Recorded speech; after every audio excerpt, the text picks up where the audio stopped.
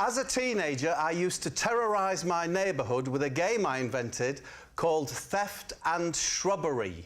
What were the rules of theft and shrubbery? Can I first of all say my memories of this are a bit sketchy? Always handy for this game. Yeah. No, but I'm an older gentleman. They're more like just fingerprints on an abandoned handrail.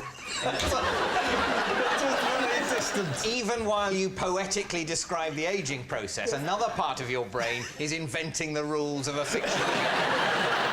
It's Theft and Shrubbery. Yeah. It's a game that I played in my youth, in my teens, on the Lakes estate in Middlesbrough. I would probably be 14 or 15. I hope that's all the information you need.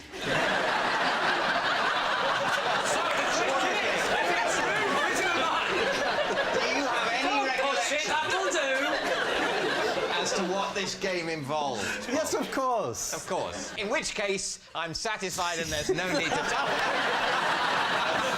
What were the rules?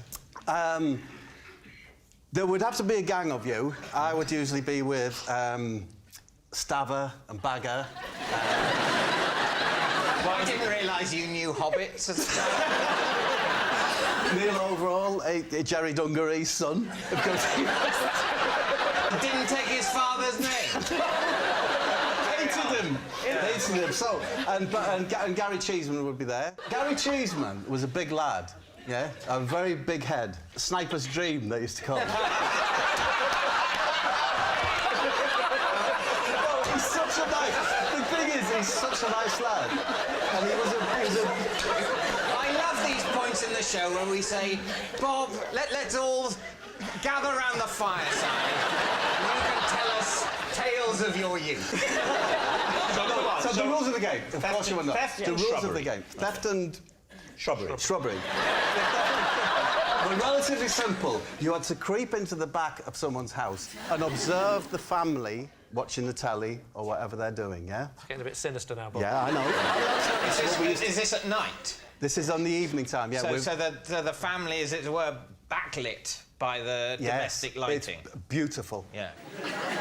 And then you'd find one where the curtains were open, yeah? Go to the rear of the garden and then you'd slowly walk towards the window. Right? Try not to disturb them. And you'd chant, increasing the volume as you went, "We do beg your pardon. But we are in your garden." And then you gradually get closer and closer to the window. And as soon as you were seen, that's when shrubbery comes in. Which was what? You were not allowed to escape via the front of the property. You had to go across all the fences. Because you're teenage, what you're really waiting for is someone to make a noise or give yourself away, so that you all have to go run through all the gardens. That's the shrubbery part. That's the shrubbery What's the theft part? The theft is... We just always felt that we were stealing something from them. I don't know. Their privacy, their dignity. So you're going up the garden saying louder and louder, "We do beg your pardon, we are in your garden."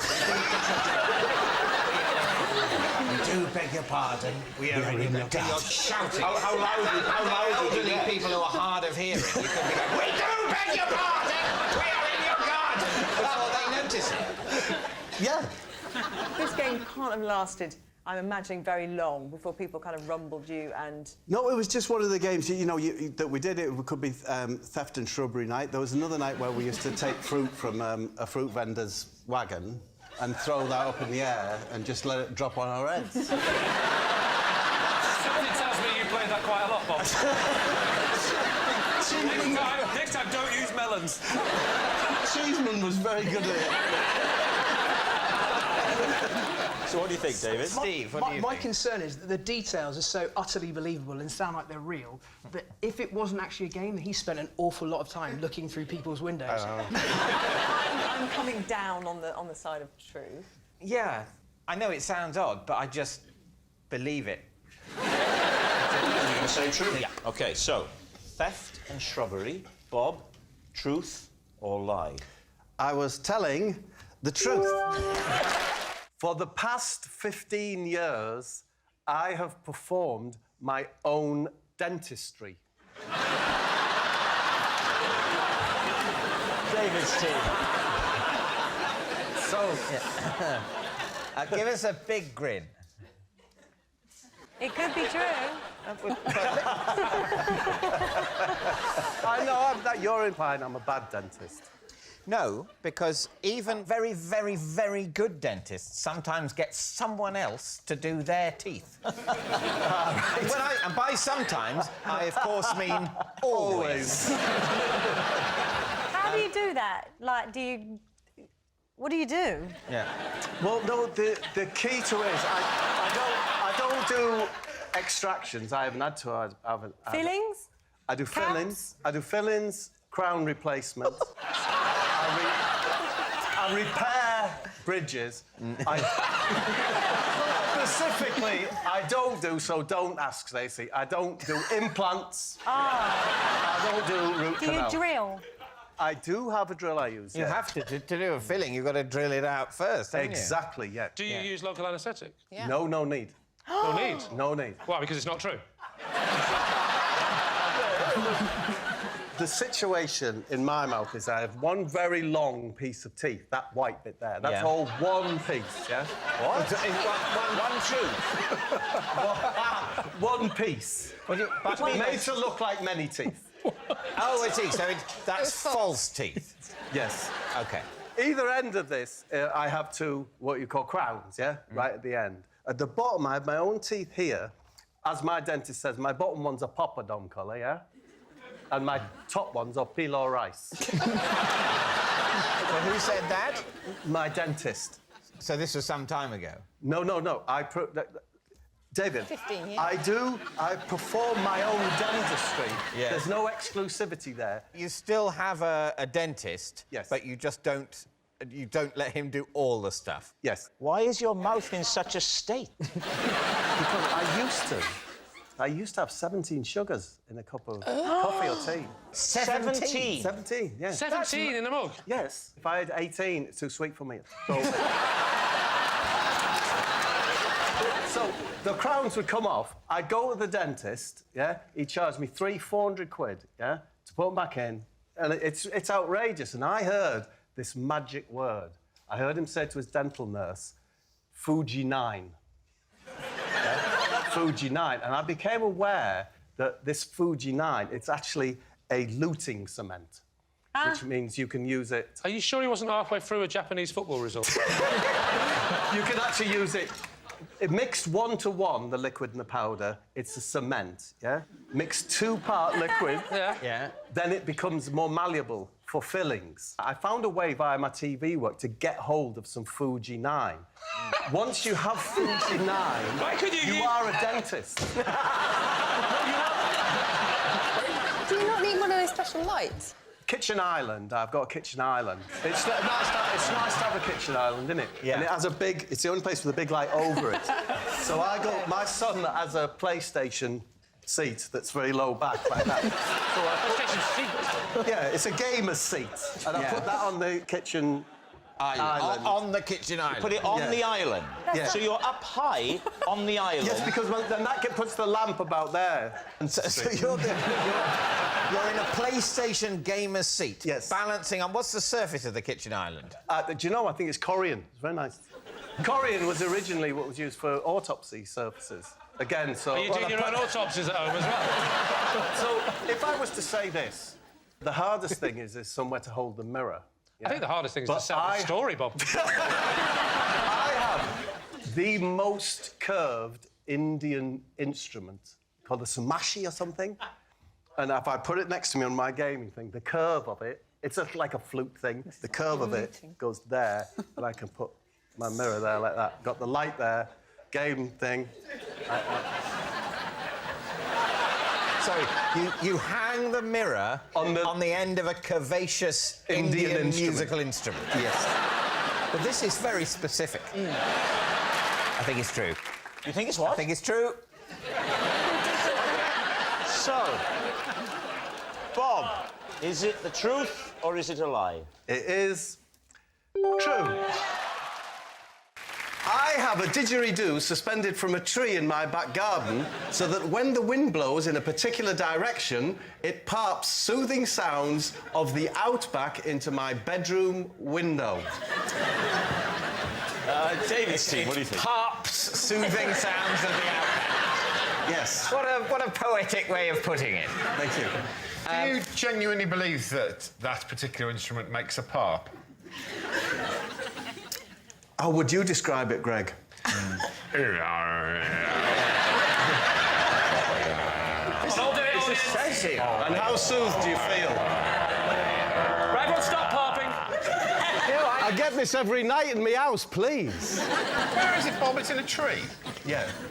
And you made a conscious decision to put it in the tree. Yeah. I thought you said it was hanging from a tree. What it is it's trapped in a V. Is there a name for that area of a tree? Is it called the Clooney or something? It's called... Clooney? What's the not to leave George Clooney's holding a didgeridoo at Madrid in his garden? Why don't you believe this? This part of your finger there is called the Clooney. Is So it? I'm assuming... I never knew That's that. why I said Clooney. I know Right. it's Clooney. Where it... And it's wedged there. It's wedged in the tree's V. Yes, it's wedged horizontally in the tree's V, facing southeast, which is the prevailing wind where I live. Where do you live? Not Britain. Britain. No, the prevailing wind in Britain is southwesterly. It doesn't happen every night. So tell us what this sound does for you, then. You're lying in bed at night and you've had a lovely day, you're just settling down, and you hear... And then what happens to you? I'm soothed. The mind is soothed. Do you know you get things that will do the same thing to, say, your throat? Yes? That does it to the mind. What if your brain's fine? You don't want to hear that every time it's windy. You're always soothing your brain. That's what sleep is. Hence the success of the pillow. Yeah. Can I just say, though, Bob, I've been led to believe by out-of-work hippies over the years that the didgeridoo is an incredibly difficult instrument to play, and yet it would appear that all one has to do is to pass air through it.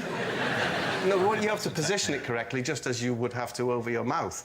I've done that by utilising the Clooney of a tree. You're But, using the but for Clooney of a example- tree as human lips. You can get any kind of noise out of a didgeridoo. The Clooney, which it doesn't exist, on Bob's tree, would have to be flesh-like, because the Aboriginal never doesn't said- just go through it, because it's not just wind, they use their lips. Very good point. Very good point. Just coming up this time of year, I admit it's a lot better. In fact, I have a wisteria that grows through the didgeridoo.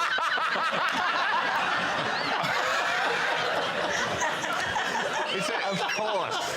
Is it And one of when those... the wisteria comes into leaf, not only does it pipe the wind towards the didgeridoo, but it acts as the lips. It's long been said that if the wind blows in the right direction through wisteria, it can play any instrument in the world. It's time to decide, David. OK, we need to make a guess. What are you going to say? I think it's a lie. Of course it's a lie. We think it's a I lie. think it's a lie. Well, Bob, were you telling the truth or were you telling a lie? I was lying.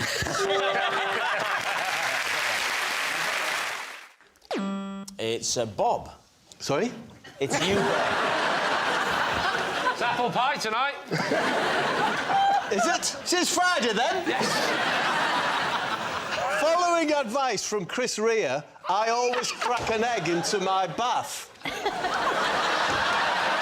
done for 22 years.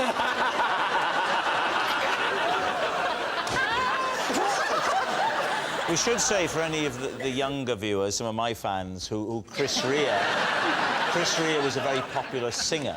When did Chris Rea give you this advice, and in what context? I was making a single for Middlesbrough Football Club's FA Cup appearance called Let's Dance, which I did with Chris Rea.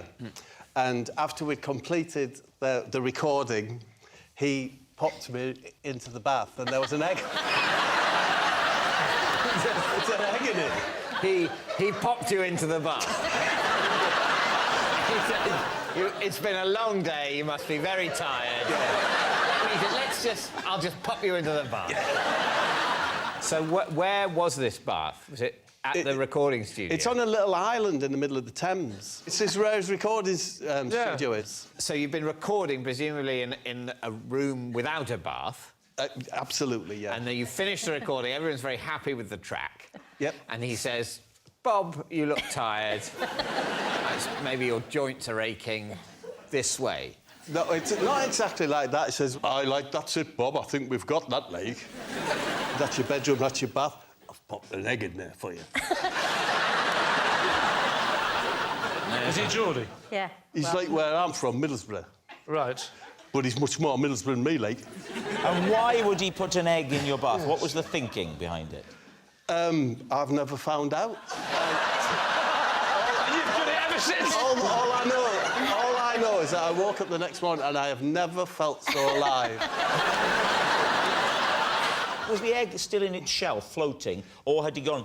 No, the white had dissipated. Does that work? Yeah. It's fabulous. It's fabulous. It's non-greasy, which is a boon, isn't it?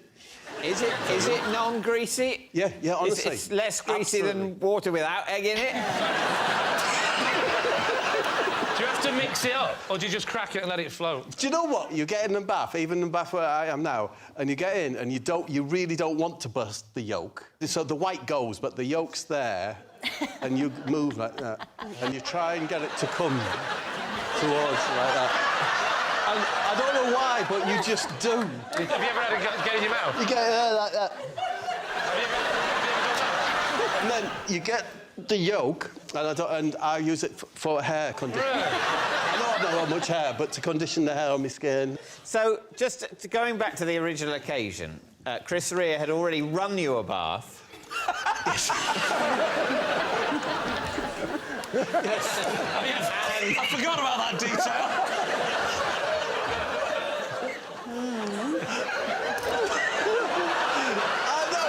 If you knew Chris, it's just so Chris. Yeah. Do you know what? The other thing is a couple of weeks later, he sent me a gold doily. Right. To dry yourself off? I don't know. But so, I'm just saying, these things are just so Chris. Do you think that the way Bob describes what happened to the egg white... Is that... He says it just dissipates. Is that If your plausible? bath is hot, then you're going to have a poached white. I'd have thought the white would turn white. And Well, there'd be bits of white. How hot is your bath? Your bath is hot enough that an egg could poach. Well, I don't know. Your claim is that it dissipates. I'm asking my team whether we believe that it would dissipate. Because if, for example, at the temperature of a bath, say 39 degrees Celsius, the white would turn opaque, then your story doesn't check out. Agreed. Yeah, absolutely agreed. I think... What do you think, David? I think it's fair to say that if anyone else had made this allegation about Chris Rea and an egg in their bath, we wouldn't be giving it a moment's consideration.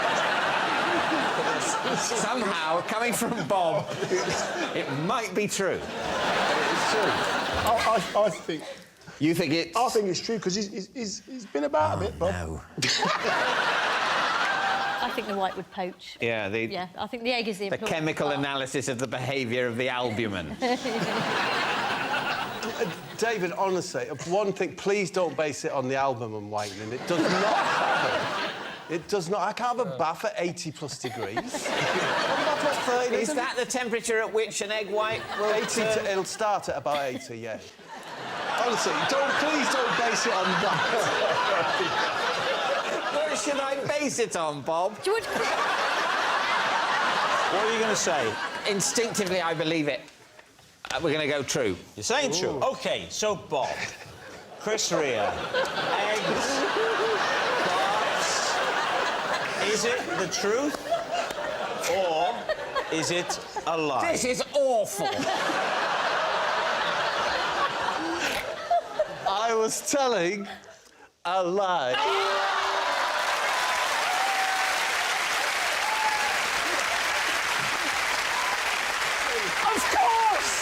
Of course it's a lie! He said Chris Rea put an egg in his bath! Of course it's a lie! It's obviously a lie! Who could possibly believe that? It'd be more likely that someone was stuck in a car wash for 3 hours. I once helped Damon Hill to Grand Prix success by presenting him with a pre-race snack. David's team. Well, it certainly tripped off the tongue. Thank you. What was the snack? A Scotch egg. And is there a definite correlation between him eating that Scotch egg and him being successful? He felt that the Scotch egg had helped him succeed in the race. He told me so. Is Damon Hill a close friend, Bob? No. Then why were you giving him foodstuff? Well, I'd been invited to the Grand Prix. Which Grand Prix? The British. In which year? Think. 1996, David, but I'm not willing to exclude 4 years either side of that. Put it this way, it was definitely one of the decades. Do you like racing, then? No, I'm not a Formula One fan. Right. I probably prefer soil science. OK. Who was he driving for? He was driving for a company that had very fast company cars.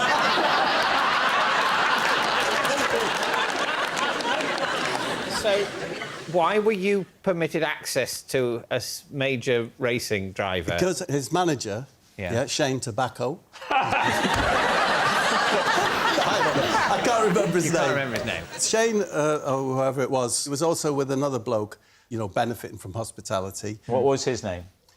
Let's say Top Heavy Ken. Right.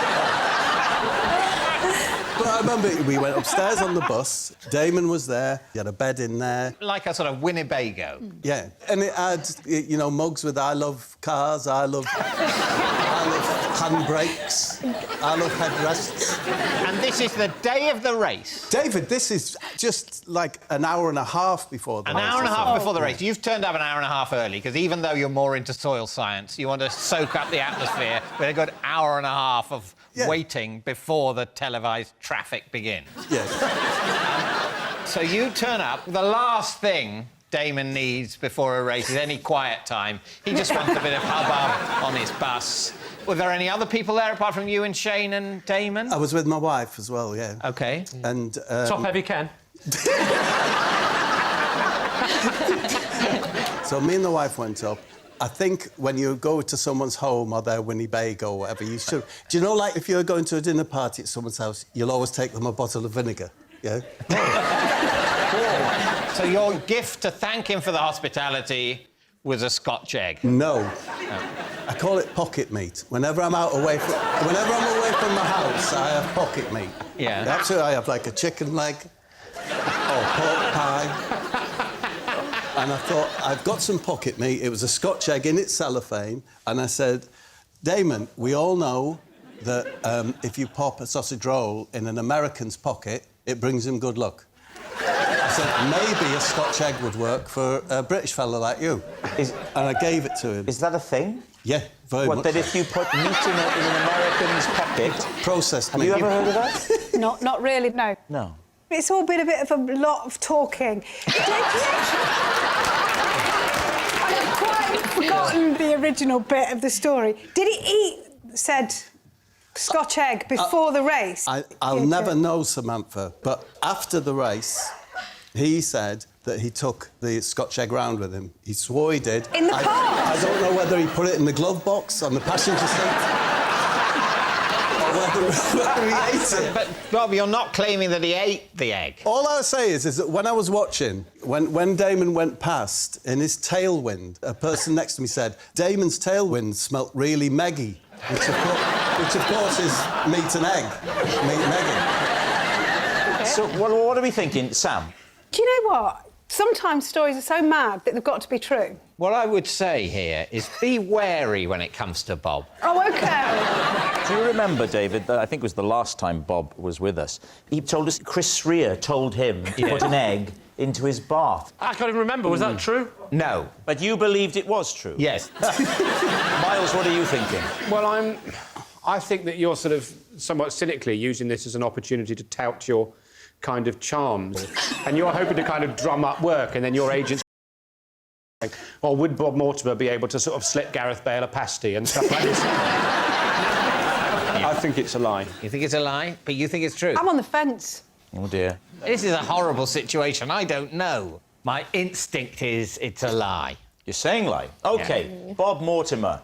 A lucky Scotch egg for Damon Hill at the British Grand Prix. Truth or lie?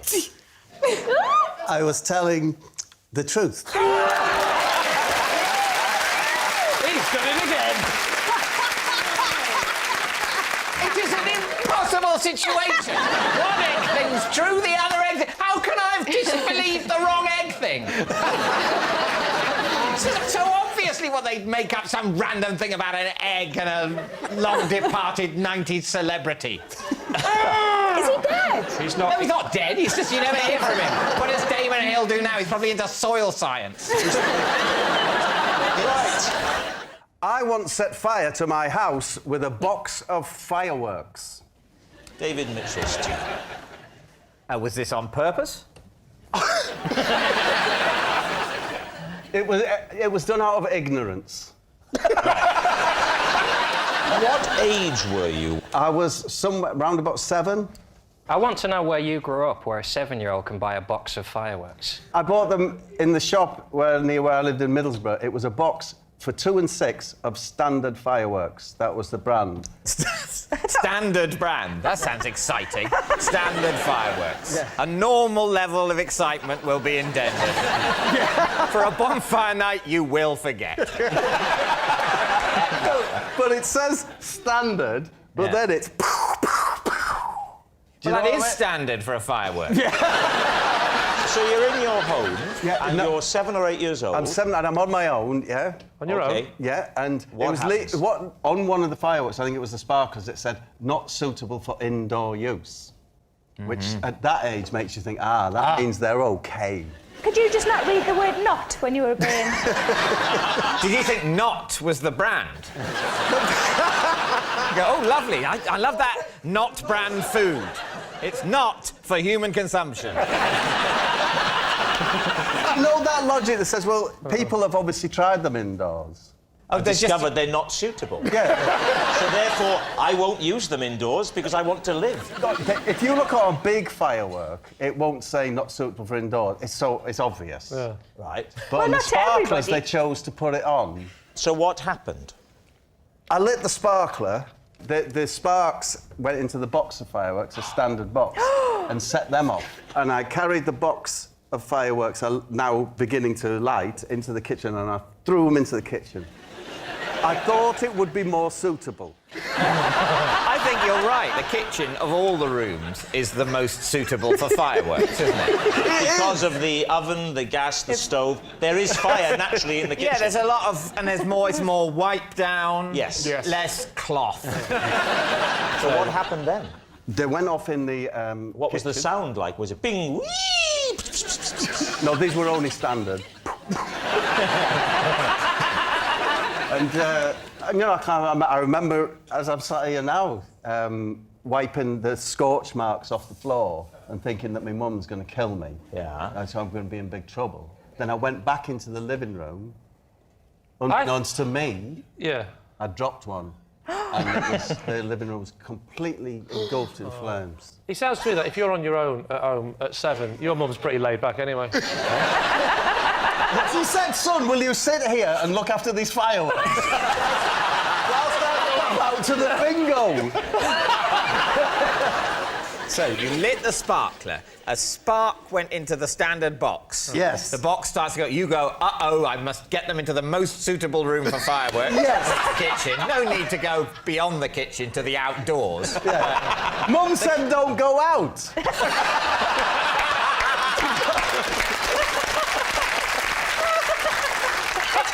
It's good to know there was at least one rule in your house.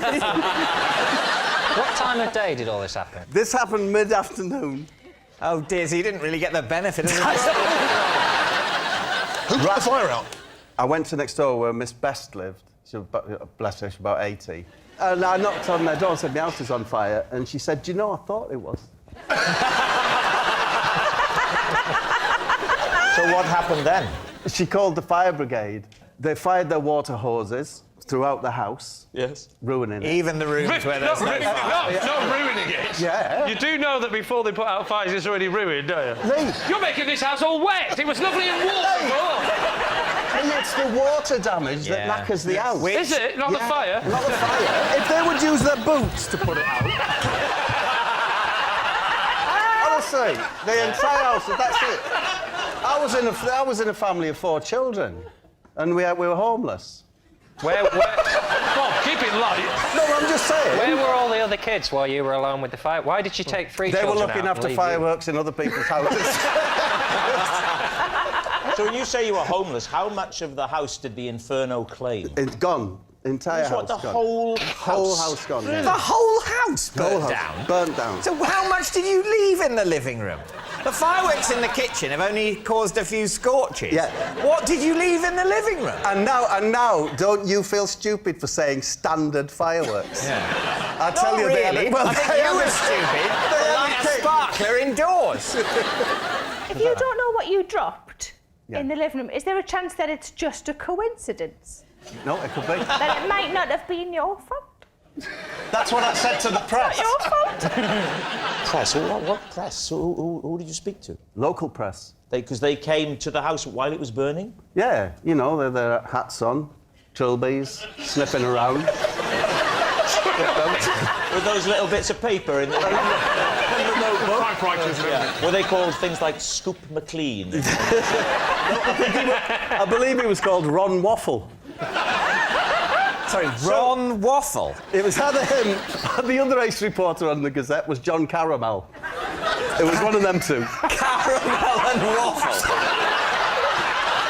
Honestly.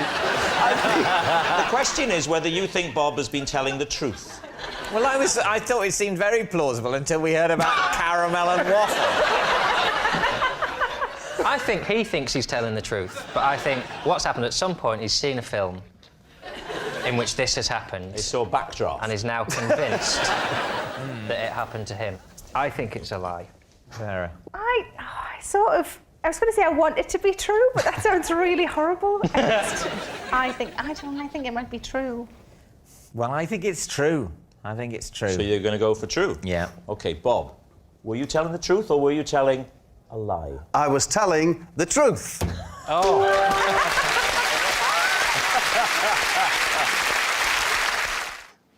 On a dark winter's night, I once broke into the garden of the local witch's house and was shocked by what I found there. David, Steve. OK, at what point... There's a lot of questions, isn't there? At what point in your life did this happen? I'm going to guess somewhere between when I was 11 and 13. 12? I'm going to say 12. And you say the local witch's house. What do you mean by that? I mean, this is a very distant memory now. OK. It was the house, not very far from me, where all the kids said that the witch lived. And who did live there? I don't know their name. Right. I'll call them Mary Candles. It had hedges at the front, you know, it's like uncut hedges, a front gate covered with hedging, and it said on the front gate, it said simply the words, "No thanks." No, really? So that's quite creepy, isn't it? Can I ask a question? You started that with saying you were shocked by what you saw there. Yeah. Yes. Yes, so shocked by what I found there. So what did you find there? I'm not comfortable with telling you that just yet. Sorry, I'm not. This is going so far, it's got to be a lie, isn't it? Let me just say, it does not have to be a lie. Whatever he says, however absurd, it could still be true. However plausible, it could still be a lie. It's just, essentially, what we are doing for this section is entirely futile.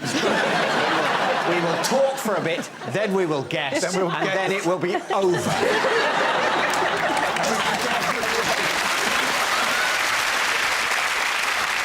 So how did you come to go into this house? Who were you with? I was with, what's he called? I was with Ken Numbers. I changed it, yeah. Ronnie Calculator's son. The vibe is, it's very unkempt, it's the gardening, because as we all know, Lee, yeah, witches hate gardening, wizards hate plumbing. Right? So we knew it was a female residence. Right. So you'd never seen Mary Candles, but you were only speculating it must be a witch rather than a wizard because it was an unkempt garden with no sign of deficient plumbing. Exactly. And, you know, we wanted to be the first people who said, no, we penetrated, you know, its boundaries. Yeah. We went into the front lawn, down a gate to the side, past the bins, past the back door, and then to the window where there was a light on, a big picture window, looked inside, and that's when we saw this extraordinary sight. Well, extraordinary to us as 12-year-olds. What was it? You've got to say. It was a tiny, tiny horse. And I'm not saying it was watching television, that was all that was in the room, was a tiny horse and a television on. I did get in the house. You got in the house? Yes, Mrs. Candles came out. Right. Yes, and she said to me, you're one of the Mortimer boys, aren't you? Were you? Yeah. So Ken said. And she said, would you like to come in and see the horse? And she took us in, and it stank of paraffin. It was hot. That's horse? Hot. No, that was the house. I was thinking the horse stunk of paraffin. The horse did stink, actually. Did he? Yeah. Of? Meat, hot meat.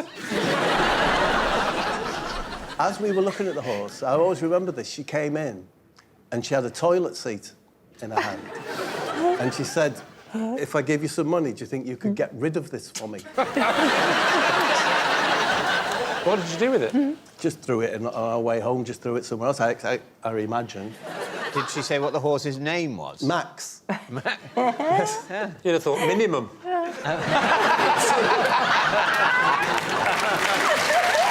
right, well, now, Suggs, what are you thinking about this? I mean, you know, it's so preposterous, but David's flung me by saying this is the way he carries on anyway. Oh, Yeah, same. I mean, but no, I'm saying lie, of course. You say it's a lie. It was when you said the horse smelt like hot meat. Well, do you remember the detail of the paraffin heaters? Yes. Oh, yes. We're talking 40, maybe 50 degrees there with those old...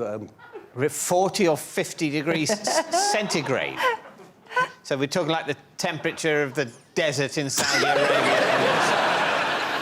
Did you ever see Mary Candles again? No, never. Never saw her again? Never saw her again. She probably melted in that heat.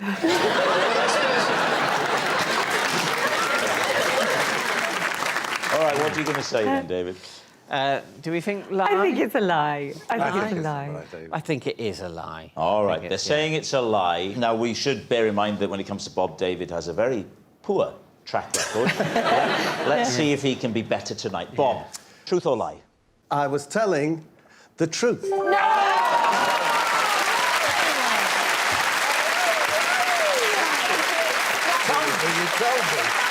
It's true. Bob really did break into a creepy garden. Our next round is called This Is My, where we bring on a mystery guest who has a close connection to one of our panellists. This week, each of Lee's team will claim it's them that has the genuine connection to the guest. It's up to David's team to spot who's telling the truth. So please welcome this week's special guest, Mario.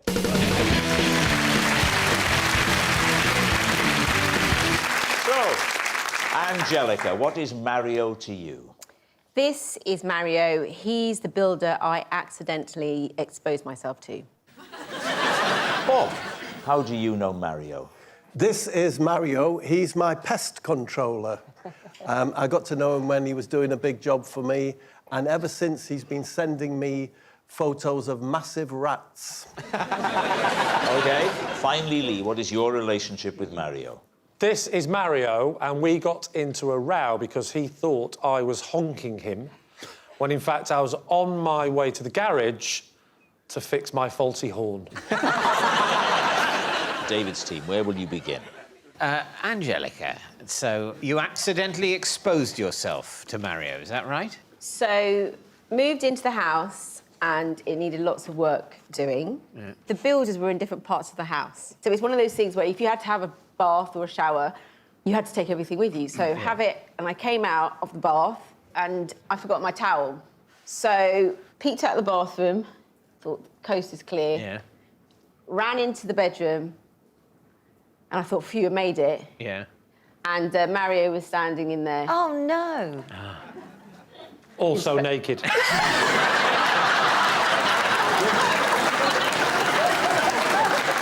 And this is her practising her alibi to her husband. And what did she say? Nothing for about 10 seconds. What did he say? Nothing for about 10 seconds. So there's 10 seconds of silence. You're naked, he isn't. He's not he naked. Isn't. He's not How naked. naked are you? Everything was on show. Why didn't Yeah. you just run straight back into the bathroom? Why did you freeze? You know when you have that moment of shock? I just stood there. I didn't even cover. Yeah. It's all sounding very suspicious, I isn't was it? like this. I was like... 10 seconds! That's a hell of a scene. And you go, It was, you know, like when you see films.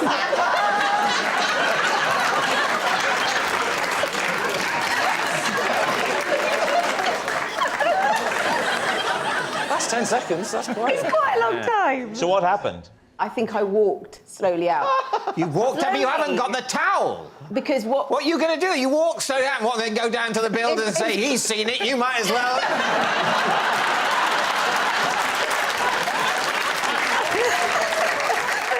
All right, who's next? Bob, what was the pest control situation that Mario initially had to resolve for you? It was moths. Whereabouts? It was in my, not quite... Wallet.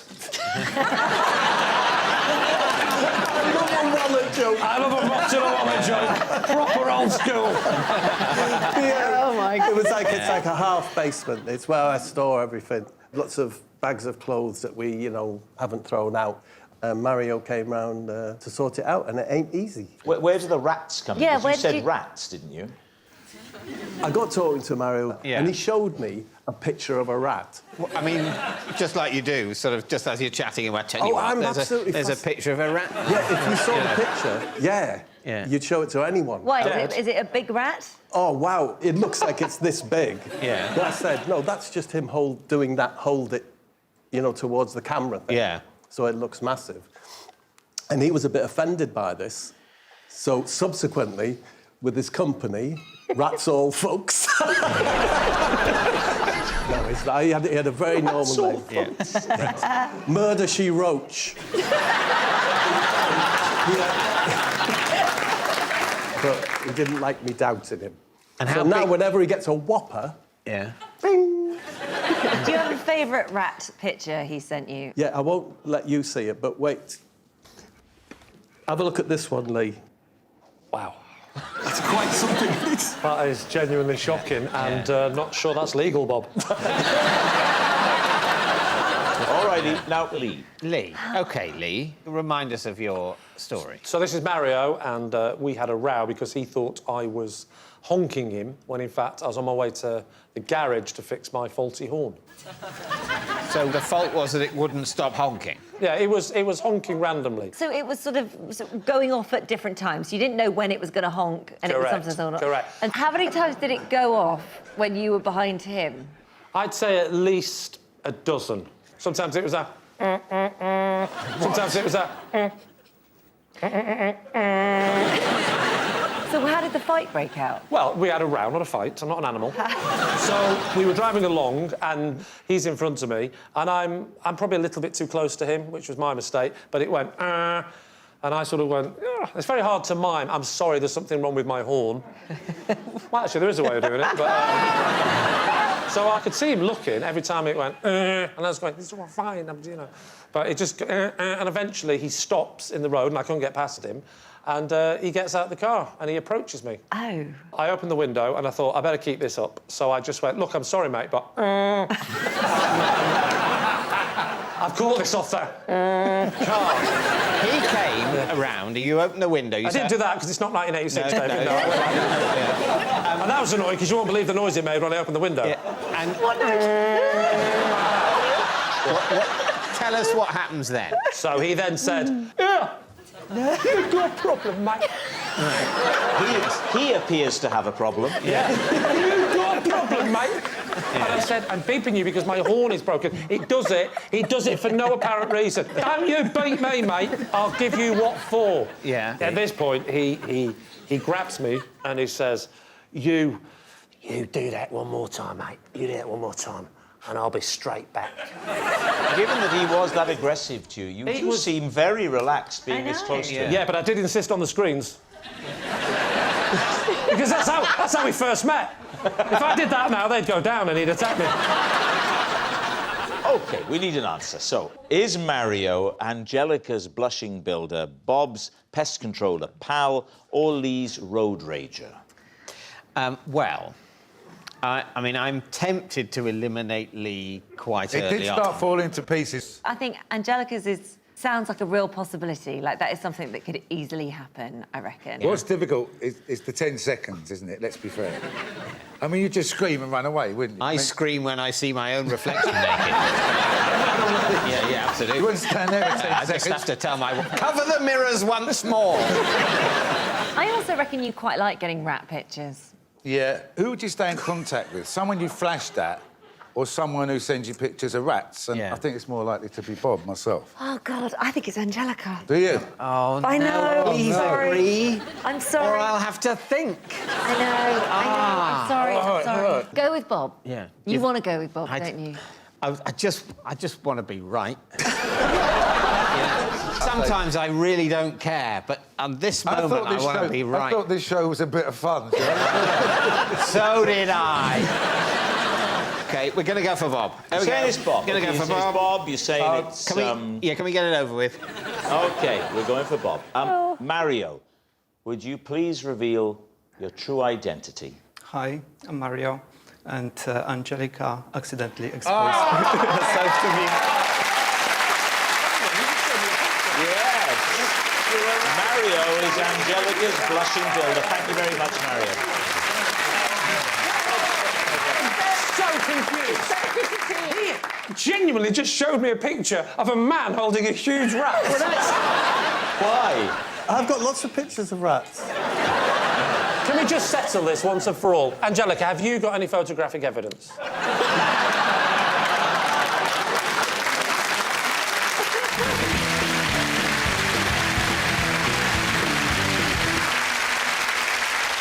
So, Debbie, what is Jonathan to you? Well, this is Jonathan, and when he was a baby, I used to pull him out of a top hat. Bob, how do you know Jonathan? This is my friend Jonathan, and I have brewed 3 award-winning beers with him.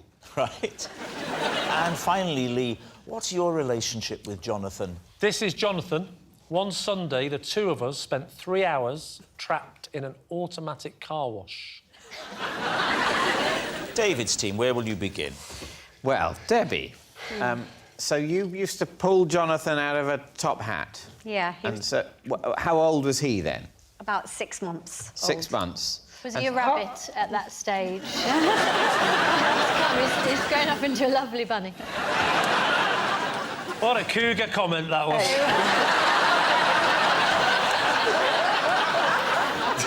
He's going for it, though. Look, he's aflame with desire. Look at him.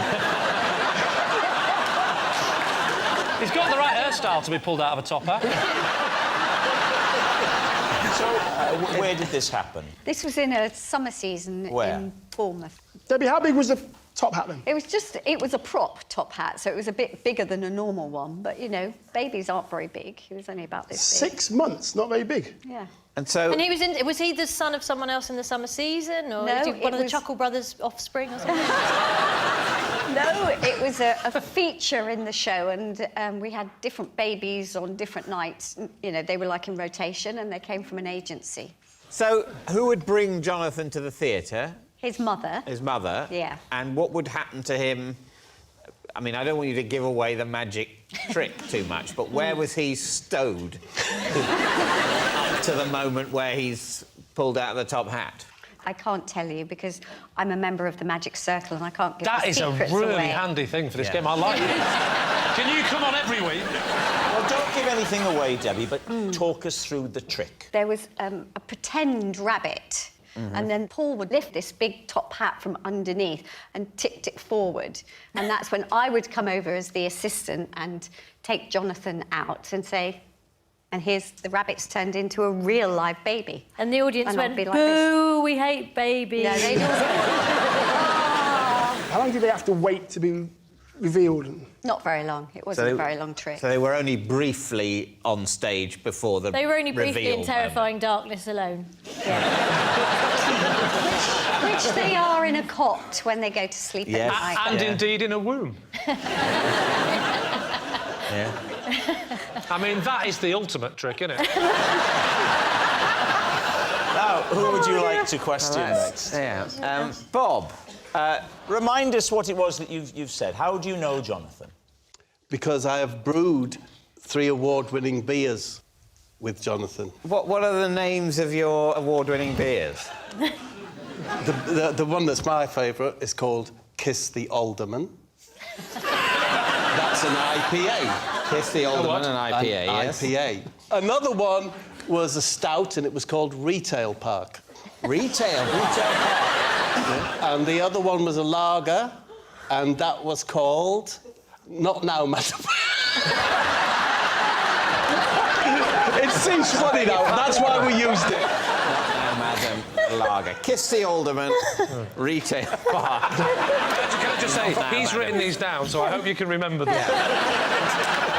How long did you two work together for?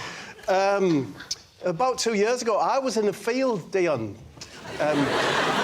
collecting some mud to go and bury at home in my garden. And along came Jonathan, or J-Keg, as I call him. And he said, I recognise you off the telly, you're that Ray Mears, is what he said. And we got chatting, and he said, do you like beer? I said, I like beer. He said, would you like to brew some beer? And quick! I said, yes, I would, rather urgently, actually. I've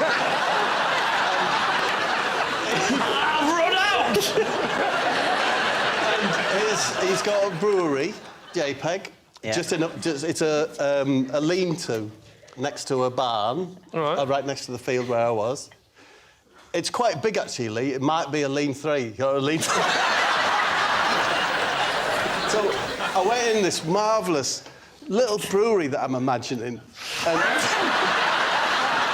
we mashed. Well, part of the process is mashing. Right. You put a load of hot water in the cylinder, and you have to stir the malt barley. Yeah. And I did that bit of it.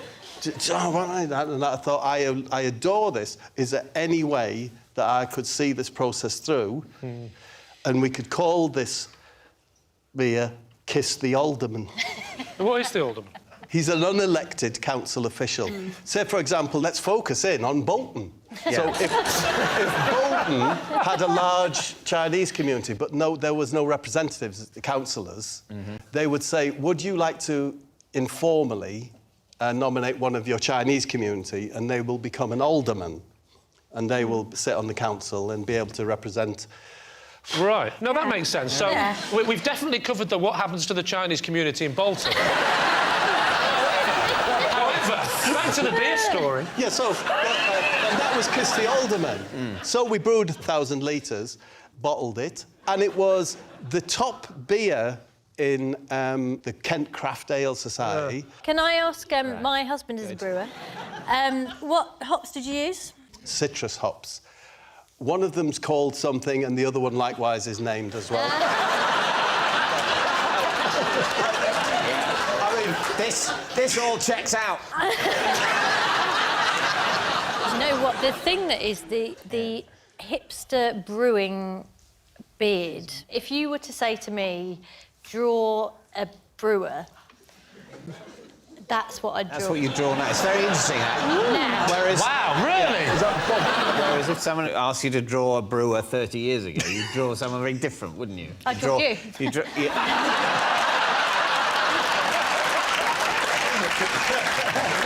Now, what about Lee? Lee, remind us of your claim. This is Jonathan. One Sunday, the two of us got trapped for 3 hours in an automatic car wash. Where was it? Where was the car wash? It was just outside the car. Near where I live in southwest London. Whose car was it? Who's driving? It was my car. And was Jonathan in your car with you? Correct. He was the passenger. Why? How do you know Because Jonathan? we can't both drive.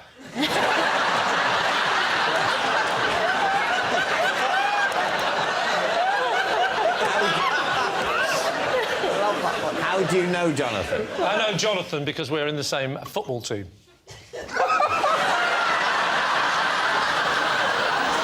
What is it, a bring your granddad team?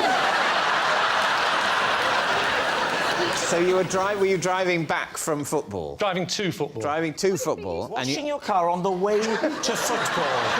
Oh, I'm looking forward to the game, young Jonathan. I really can't wait. But tell you what, let's wash the car first, so that when we arrive, everybody says, oh, Lee's doing well. You drove into the car wash, and what happened? So, there was 3 options. It was gold, silver or bronze. And obviously, being from the north of England, I was looking for a lesser metal than all 3. But it stopped at bronze. So I went in and I said, can I have a car wash? And he gave me the token, and I went back out and I Was it a token? Sometimes it's a code these days. All right, then what he said was, the token is where the squirrel likes to hide.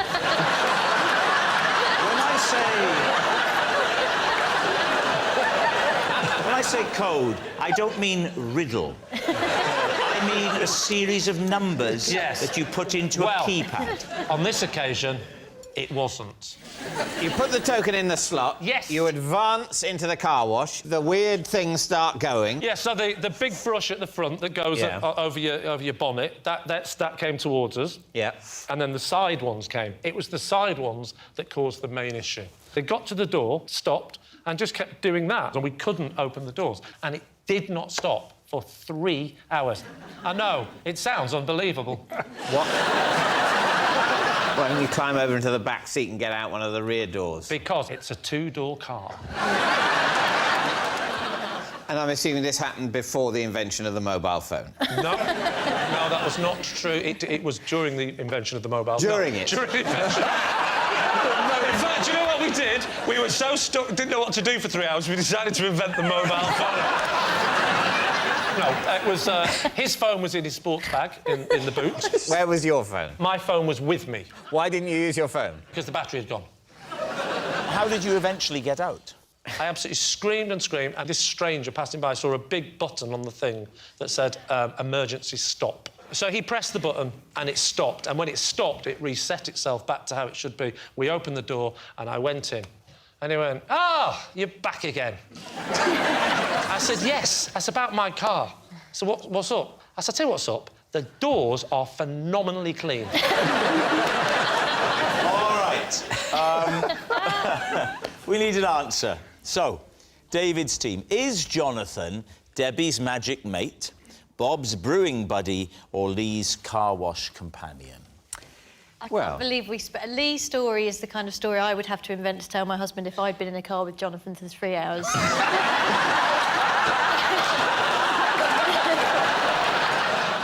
Jonathan looks like a hipster brewer to me. What do you think? I think it's Bob. I think they're mates and they've done some brewing together, yeah. Yeah, OK, You think Bob met him in a field while collecting mud? He said, come and have a look at my brewery. Yes. And we're going to call our beer Kiss My Alderman. It's not Kiss My Alderman. It's Kiss the Alderman. I'm so sorry. If it's true, I'm sorry. Rob, you can immediately appreciate why Kiss the Alderman is much more marketable than Kiss My Alderman. I certainly call mine the Alderman. But very popular with the Chinese community.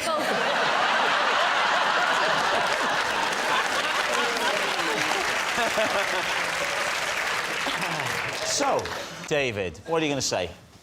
I think my team thinks it's Bob. Yeah, but let's go. OK, you're going to say Bob. OK. Jonathan, would you please reveal your true identity? I'm Jonathan, and I brew beer with Bob. Yes! Jonathan is Bob's brewing buddy. Thank you very much, Jonathan. So please welcome this week's special guest, Keith.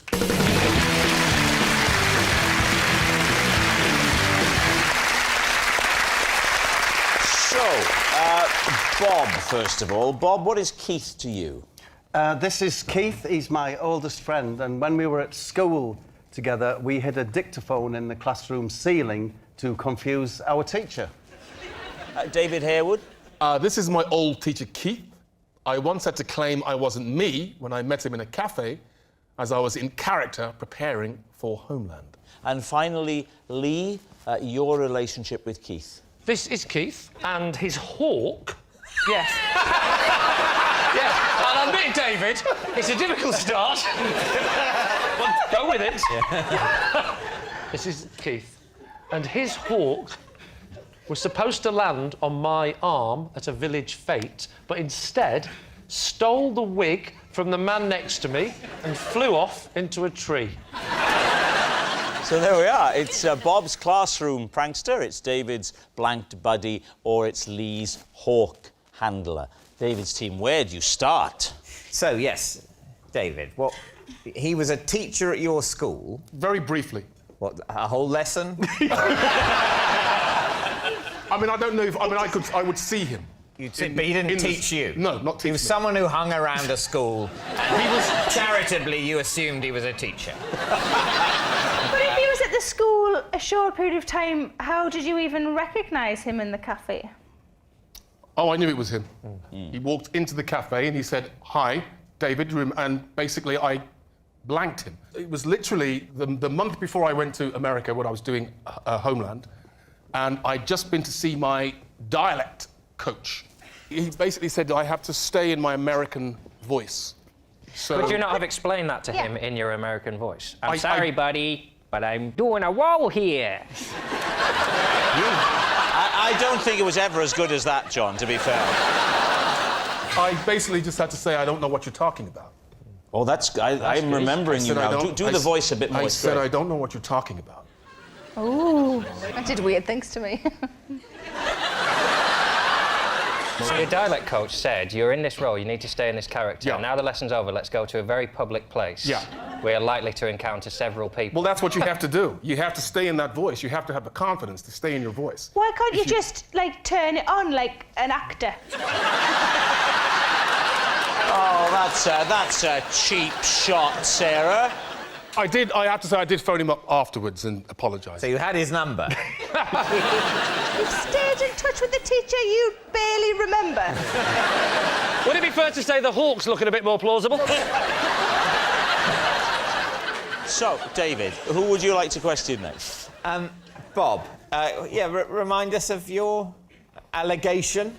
When we were at school together, we hid a dictaphone machine in the ceiling tiles to interrupt the lesson. So not to record, but to play stuff? Yeah. What sort of stuff? Well, it was important to keep a gap at the beginning, so we let it run for about 15 minutes. And then there was the noise of a fly. For a brief period, then another period, to confuse the teacher. Where would you get the noise from the fly? You'd make the noise. We'd make the noise ourselves, Let's I'm hear not your paying for fly no noise. fly to do it. Let's hear your fly. You know... It does sound like a fly. Can I hear your bee? We didn't do a bee. Do you know how to do a bee? Just like that fly. Oh, no, it's more wholesome if it's a bee, isn't it? Show me the difference, David. Well, I don't know, I'm not... I'd say, OK, a bee would be a sort of a foot... No, that's a bumblebee. A fly is a... Very good. That's good. Very good. Do you see the way he just slipped straight in and out of character? So yes, there was silence. Yeah. Then a little bit of fly, silence, a little bit of fly, and then quite loudly, but not to frighten anyone, the word wolf.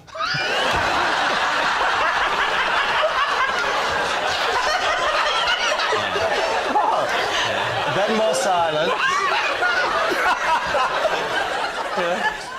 A bit more silence. Then Speedway Stadium. Like that. Segway Stadium. Do you know, the idea was just to say kind of random things. He was a really nice teacher called Bill Whitlingham. How did Bill Whitlingham react to these random sounds? Well, Mr. Whitlingham left the room and said, "Can you sort this out by the time I've gone back?" So whatever it is that's going on. And there was a cupboard in the corner where, interestingly, it had like exercise books in it, pens and that, but it also had, in a little cage, a hand lion, which is a robotic, it's a battery-operated thing. What? Are you just saying any words that come into your head? In any order? It's a hand lion, and if you hand lion? It's a robotic, animatronic hand lion, yeah? And if you'd been particularly good, he would put it on your hand and set it to lick it. Lick it. If you'd been particularly... Was this like a clockwork lion? No, it was remote control. It was remote control? Remote control. He had the controller in his desk, and he said, You've the been actual such a hand good lion... boy. Get out the hand lion, and you'll get a lick. And if you'd been bad, you put him on your hand and you strike. You strike at your hand. So the hand lion had two settings. It could lick or it could strike. Yes, good boy, bad boy. Right, very good sensible. boy, bad boy. Now, the only problem with it, of course, was... What, this story? It would... The only problem was, of course, if the batteries got low, it would get constipated. No, anyway, but in this cupboard, so we got up on the cupboard. You climb onto the cupboard that Yes. the hand lion is housed in. Probably asleep. Right, you reach up onto the ceiling tile. Take out the dictaphone. Switch it off. Yep. Mr. Whitlingham comes back in. Yes. What happens? He's nervously awaiting another, edict from above. Yeah. Doesn't come, we carry on with the lesson. British government and politics it was. There was a lesson called British Government and Politics? Yeah. Whole year on that? 2 years, it was A-level. For the sixth formers... Yes. A hand lion... a hand lion that can either lick or strike was what was used to express praise or the opposite to these 17 or 18-year-old students. And it was very effective. All right. Would you like to move on to the final claim? So, Lee, tell the story about Keith. I was at a village fete, and... Why were you at a village fete? I was helping out. What village? Thames Ditton. Why were you helping out at Thames Ditton fete? Because I don't live too far away from there, and they asked me to help out, and I did a few little things, like I did a bit of tombola, a bit of announcing. Then I went over to judge the pig racing. The usual things you do at a fete, you know. The pig racing? Yeah. I don't know why I judged it, because surely first past the post, but... Well, no, I was doing a case of a dead heat. And what happened with the hawk and Keith and the wig? One of the things I had to do was to volunteer to stand there and learn. He had the little headpiece on where he'd teach the crowd basic falconry, I believe we call it. I'd stick the glove on and then hold this little thing. I don't know what it was, but I'm doing this. A small morsel of meat. Thank God you've been to one, because I haven't. Yeah. I'm holding a small morsel of meat. Then what happens? And then the swan comes down. The swan came down. So the hawk comes over, right? It comes over. There's a person missing from this story, and it's the mayor, right? The local mayor. I can't say it in I always struggle. Mayor. The mayor. The mayor, right? So the mayor you're of standing London. next to a horse. Yeah, so the local... So the mayor is doing his bit, but the mayor has got a wig on, right? The hawk flies over to go and land on my hand, but he lands on the mayor's head, and so he gets caught up in his what should we call them? Talons. He gets caught up in the talons, and then in the sort of panic, the bird sort of... And he can't release this wig, and he flies off, and he goes into the tree. I said, why didn't he go for the meat? And he said, I genuinely think the gold chain caught his eye. There was a bit of confusion for a second, and he just did a bit of an emergency landing on a mare's wig at Thames Ditton Fete. What's there not to believe? At that point, did you cry, oh no, the mare's hers over there?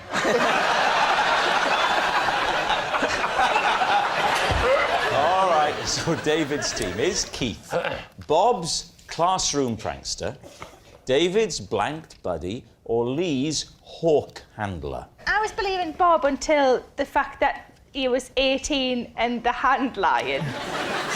I'm leaning towards David. I think I'm leaning towards David. I think it's Bob, and I think he panicked because he knew we were onto him, so he went on a ridiculous riff about a hand line to throw us off the scent.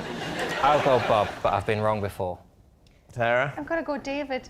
We'll go David. You're saying David? Keith, please reveal your true identity. My name's Keith, and Bob and I recorded voices and hid the dictaphone in the ceiling.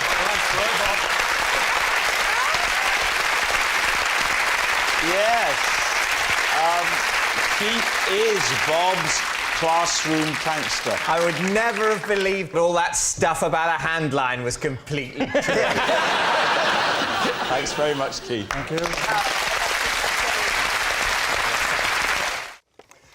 For 5 days, I pushed my cat around in a pram because it had sprained 3 of its ankles.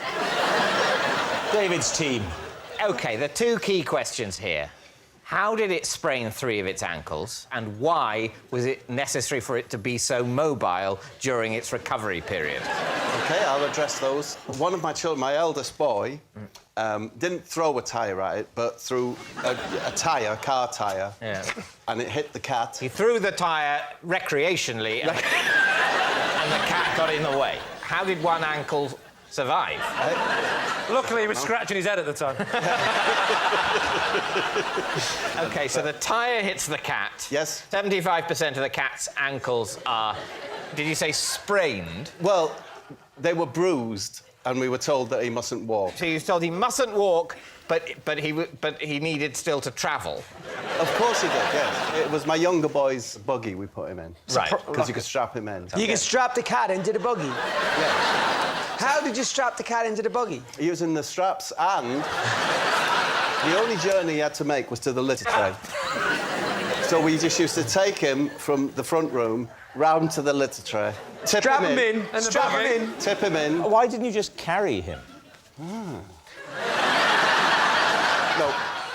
because he had these bandages round his legs, but he would insist on trying to walk, which we knew would make his ankles worse. You couldn't stop him walking, but he would consent to be strapped into a buggy. It's not really when it comes to pets, it's not really a matter of consent, David. Never use the phrase, when it comes to pets, it's not a matter of consent. You can get into all sorts of problems with that one. Tell us more about this cat. What was its name? Its name was Gudmundsson. It was a... What? Never ask Bob the name of anything in the story, and we learned nothing. His name's Gudmundsson. Gudmundsson. Monson as in the word monsoon with an O missing. Yes. Right. Gudmundsson. His name's Gudmundsson. He's a tabby Oriental. Why Gudmundsson, Bob? Why? My youngest son named him Gudmundsson. All right. David, what are you thinking? What do you think? Oh, he's lying. You think he's lying? Yep, lying. You think he's... Well, this is a superb moment. Unanimity from the team, so let's say... You're saying it's a lie? We'll say it's a lie. Bob Gudmundsson, truth or lie? I am telling a lie. Oh, superb! We got a point! We got a point! The police once ordered me to leave town, unspecified, because I was frightening the locals. David's team, what do you think? Could you give us some context, Bob? I'll give you the name of the town. It was Castle Douglas. Ah. Where is that? It's southwest Scotland. And why were you in Castle Douglas? Was it a tour or something? No, it was a long time ago. I was only 17, 18, that kind of age. And... a numerical age, that kind. Yeah. Rather than iron or bronze. That's a different kind of I was with 2 friends trying to get as close to the Gulf Stream as I possibly could. What? What do you mean you wanted to get close to the Gulf Stream? It seems such an appealing, far-off, miraculous thing, this hot stream of water so near us, that it was hard to believe in it just from the textbooks. But it's not like a spa. It's a massive flow within the ocean. Yeah, but you can't see it. Well, if you're at the Logan Botanical Gardens Well, there's a lovely view of the Gulf Stream. No, but you can see the effects of the Gulf Stream. You know, it's like a tropical gardens, and so in that way you sense the influence of the Gulf Stream. Well, no, it's extraordinary. I know all teenagers are absolutely mad on the Gulf Stream. They can't get enough of it, and its flowers.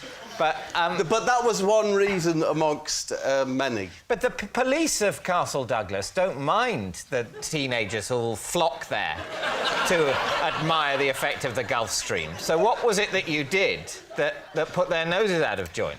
We scared the locals, apparently, because we were wearing very grotesque masks. Why were you wearing masks? If you're going to gardens, why would you wear a mask? Ah, well, here's the thing. That's a perfect question. Yeah. Just before you answer it, have a minute. we were travelling in a Morris Minor, and we were sleeping in the car. There was 3 of us. That's me mate Harry Harriman and Steve. Steve Steverman. Steve, by the way. He was. Have you just called Steve, by the way? He was. Steve, by the way. Steve, by the way, as in incidentally. Yes. Anyway, we had these... You're wearing these masks? We're wearing these grotesque... Why are we wearing these masks? We're wearing these masks because we didn't have anywhere to sleep and we were sleeping in the car. Right. They'd been given us by Harry Harriman's mum, yeah, to keep us warm at night because of the heat. What, grotesque latex masks? Yes. They were just old men's masks, but they were to keep us warm. Harry Harriman's mum she sold these stuff from home, and she sold another thing which was called a jobble top, yeah, which was a bobble hat that made it into a jumper, and the big bobble was at the back and it buttoned down the front, and that was. I'm telling you now, right? If this is a lie, and they end up saying lie, I will say to you, why did you make it more difficult for yourself?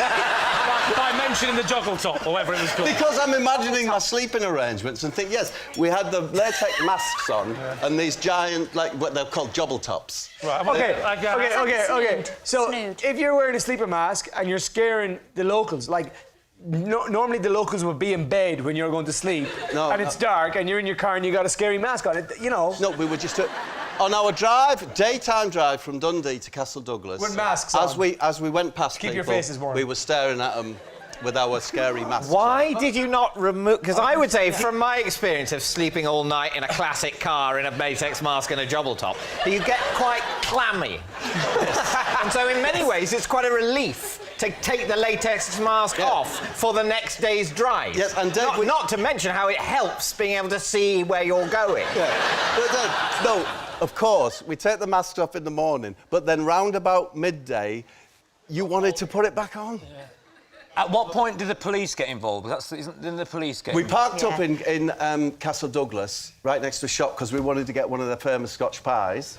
As we came out of the shop, I was grabbed by a policeman, and it was a sergeant, by the way. Sergeant, by the way? So that's how you got away with it, because you said, don't worry, that's my dad. Maybe it was. I'm a sergeant, by the way. I think Daddy! So the sergeant, by the way, he took me to the police station, and he arrested you? Yes, put in a room, and then the sergeant and a plainclothes detective came in. Plainclothes detective? Oh, yeah. What has you done? CID have now got involved. And then they said, you're going to have to wait here. We've sent for a specialist from Edinburgh. and then, as we sat in, it came in and said, right, what's with the funny faces? They said, what's with the funny faces? So what did you say? Well, we explained what had happened, that we had these funny faces, that we slept in them, and that we're terribly sorry to have caused any offence. So presumably then they released you? Sergeant, by the way, followed us till we were out of the city limits. So that's my story. It's quite a holiday. What do you think? I know what I think. What do you think? I think it's true. You think it's true? Yeah. That's not what I think. Cian, what do you think? I'm going to go untrue. OK, Cian's going untrue. Adil's going true. David? My initial reaction is it's a lie. Let's say it's a lie. You're saying it's a lie? Yeah. Bob Mortimer. Yes? Was that story true? Was it a lie? It was true. I recently had to pull out of a TV show because my teeth fell out. David's team. What was the TV show? Sunday Brunch. And why had your teeth fallen out? Because I bit on a Kit Kat Chunky.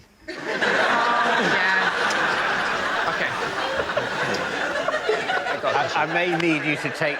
I'll take the reins. Lead counsel on this. OK, so, Bob, for many years, a Kit Kat Chunky was my favourite chocolate because of the lack of suction.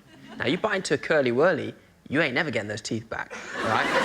But when you say the lack of suction, what in God's name do you mean? What I'm saying here, if you bite into a Curly Whirly, it engulfs your tooth and it ain't letting go. But it's not suction, is it? It is suction because it creates a vacuum of ooze. I am on Munya's side about the word suction in this instance. Thank you. Oh, on his side? Yeah, he's Munya, you're Rob, remember? On his side? Because it is a sort of suction. It sticks, and as it pulls, it creates a vacuum of ooze. That's it. Right.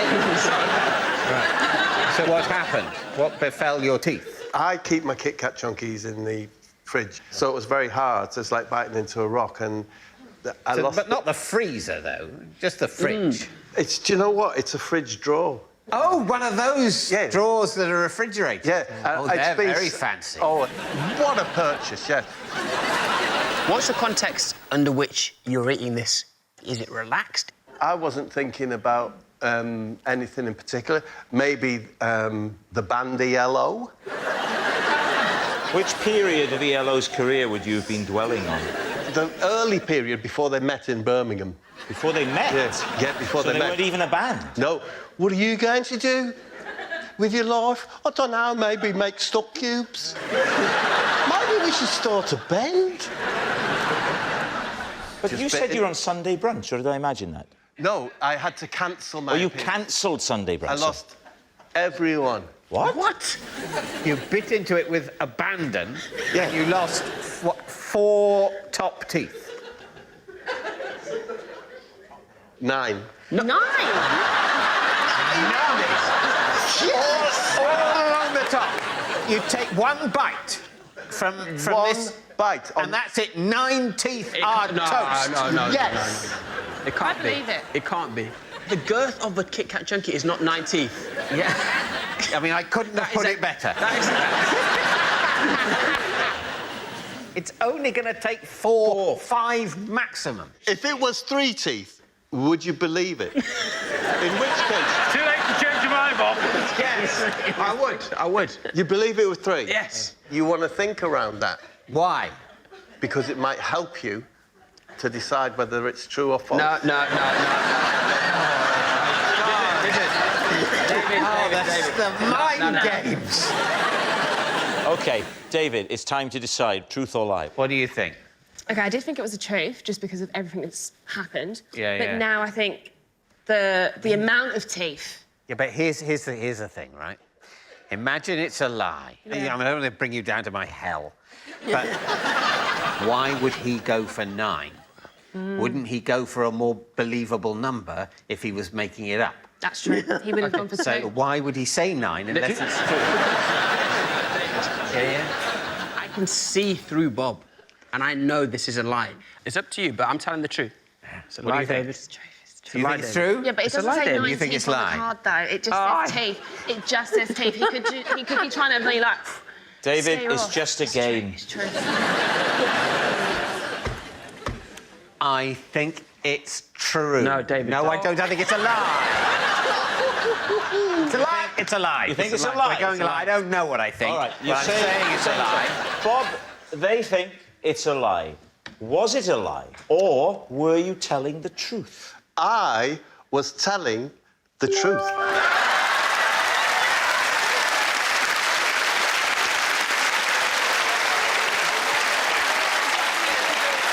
Yes, it's true. Now, Bob did have to pull out a Sunday Brunch when his teeth fell out, and we've got a picture. Take a look at this.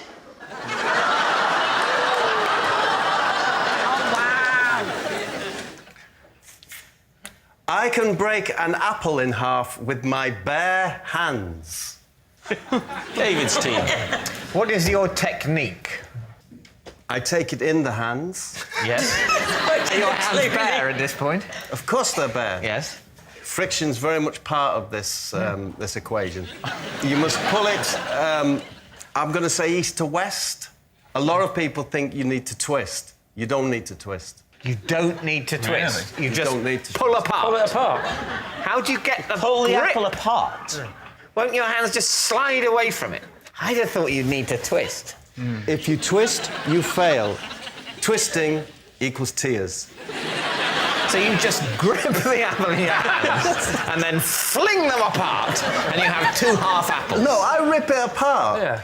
The way you were miming it then, there's like downward pressure from the thumbs, almost as if you're trying to open it like a book. Yeah. Is that what it's like? Because I can believe that more than the just grip, bang! Yes. No, David, that's fair enough. Yes. It's just sort of, you're almost like you insert. Oh, but I so wish it was bang. It's not. No, you're inserting the thumbs to try and pull it apart that way. No insertion. All right. No, but that's downward the grip. pressure. Downward pressure. And there it is. So where are the thumbs? Are the thumbs either side of the stalk? You know where the thumbs are, David. Where are the thumbs either side of the stalk? Yes. No insertion or penetration? No, absolutely not. No, the thumbs are used for gripping, not for ripping. That's what I was taught. And if you remember that... The system comes with a catchphrase. If you can remember that, you too will be parting apples. How long have you done this for? I have done it for a long time. What I used to do to entertain was I used to take hard-boiled eggs, peel them, I can still do it, and I could take the shell off in one. And you actually peel the membrane rather than trying to... Don't be all rough-handed and don't, take your time. Off it comes bang. And when did you... do... That's the correct way to present. With an apple, it's this. When did you first discover that you could do the apple? How did it come about? How did it come to be? I can't remember the first time I did it. I can remember the feeling. But I can't remember the first time I did it. What was the feeling? The feeling was magnificent. Right, David, is that the truth? I don't think so, but it could be. Can we leave it at that? Yeah, that's fine. OK, on to the next round. No, we can't. I agree with that. I'd love to see him I hope it's true, because then they'll make him do it. Yeah. And I'd love to see it. Yeah. If it's not true, Make will him they do make it him anyway. try? So what's it going to be? Oh, I really want it to be true, but it isn't true, I don't think. You can't pull an apple apart, can you? You can't just rip it in half. I so want you to be able to. If you and I can't, sure. And I can't. I've never tried. Have you ever tried? If I had an apple here, and I can have a few But I think goes. if those two can't do it, David, with the greatest respect, it's highly unlikely you're going to pull it off. Tremendously, frighteningly strong hands, as I found out to my own cost.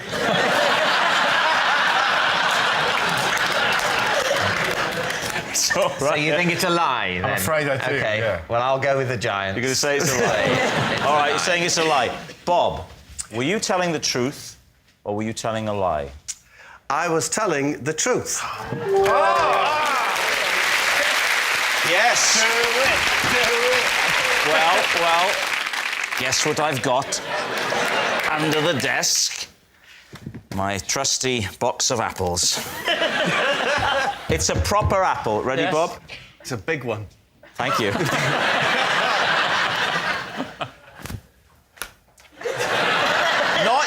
Not you, him. Does your husband play cricket?